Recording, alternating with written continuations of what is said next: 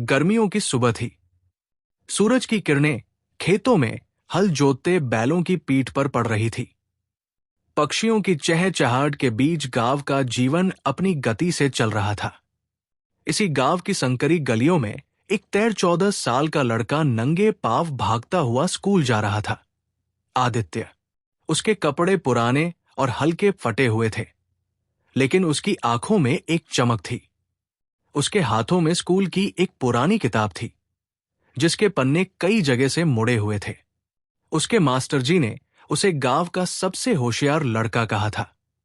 रास्ते में उसके दोस्त खेल रहे थे। उनमें से एक ने चिढ़ाते हुए कहा, अरे आदित्य, तू फिर पढ़ने जा रहा है?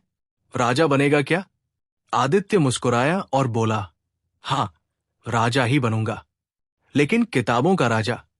वो जानता था कि उसके दोस्त खेल सकते हैं, क्योंकि उनके घर की आर्थिक स्थिति थोड़ी ठीक थी, लेकिन उसके लिए पढ़ाई ही सब कुछ थी। उसके पिता दिन भर दूसरों के खेतों में काम करते और रात को थकेहारे घर लौटते। मां गांव के बड़े घरों में सफाई और चौका बर्तन करती थी। उनकी छोटी सी झोपड़ी थी, जहां बस एक टूटी चारपाई और मिट्टी की दीवारों पर टंगे कुछ कपड़े थे। लेकिन इसी झोपड़ी में सपनों का महल बसा था। आदित्य का सपना कि वो बड़ा आदमी बनेगा, अपने परिवार को गरीबी से बाहर निकालेगा। आदित्य के पिता रामलाल एक साधारण किसान थे। जब वे खेतों में मेहनत करते तो उनकी आंखों में अपने बेटे का भविष्य बसता था। वे चाहते थे कि आदित्य पढ़ लिख कर कुछ बड़ा करे। एक रात जब पूरा गांव सो रहा था, आदित्य अपने घर की मिट्टी की दीवार के सहारे बैठकर दीपक की हल्की रोशनी में पढ़ाई कर रहा था। तभी उसके पिता आए और उसके सिर पर हाथ फेरते हुए बोले, बेटा, तू बहुत मेहनत करता है, लेकिन ये दुनिया गरीबों के लिए आसान नहीं है। आदित्य ने मुस्कुराकर कहा, बाबूजी, इसलिए तो मैं पढ़ रहा हूं, ताकि एक दिन हमारी दुनिया बदल सके।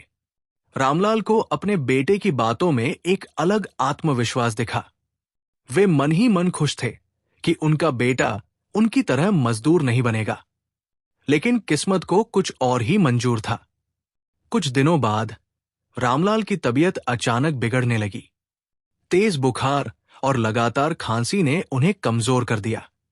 गांव के वैद्य ने कहा, यह बीमारी बड़ी लगती है, इन्हें शहर के अस्पताल ले जाना होगा। पर अस्पताल जाने के लिए पैसे कहाँ थे?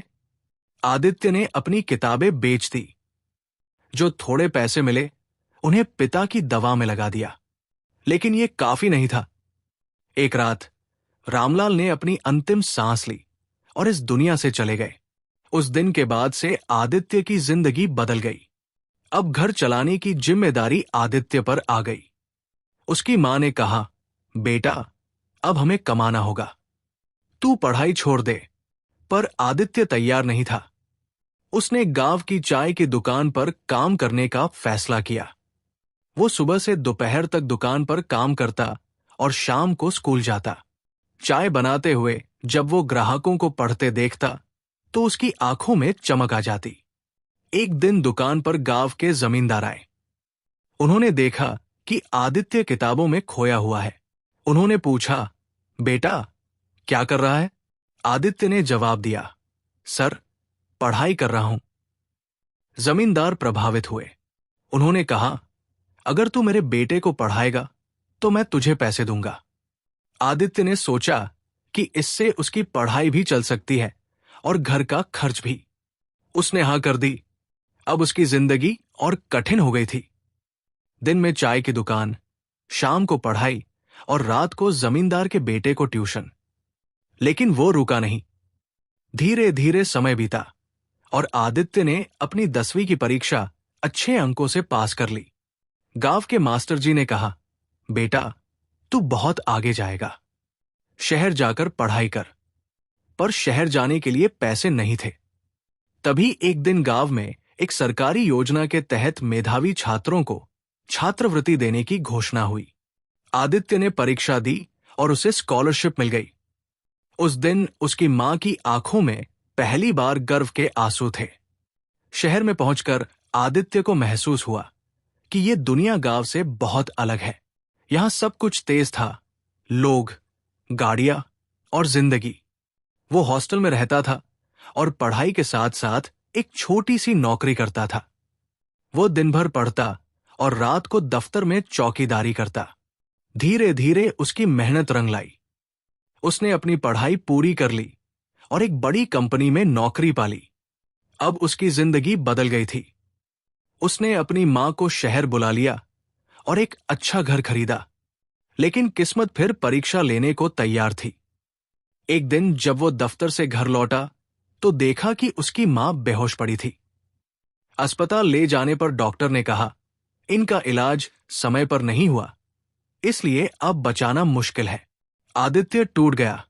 उसने अपनी मां के लिए सब कुछ किया था, लेकिन फिर भी उन्हें नहीं बचा सका। जब उसकी मां की मृत्यु हुई तो उसे महसूस हुआ कि उसने सब कुछ पा लिया, लेकिन अपना सबसे बड़ा सपना खो दिया, अपनी मां को खुशी से जीते देखने का।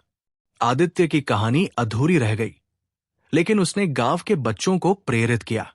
वो गांव लौटा और एक स्कूल खोला, जहां गरीब बच्चों को मुफ्त में पढ़ाया जाने लगा। अब उसकी उड़ान पूरी नहीं हुई थी, लेकिन उसने दूसरों को उड़ने का हौसला दे दिया था। जिंदगी हमें कई बार तोड़ती है, लेकिन जो गिरकर उठता है वही असली विजेता होता है।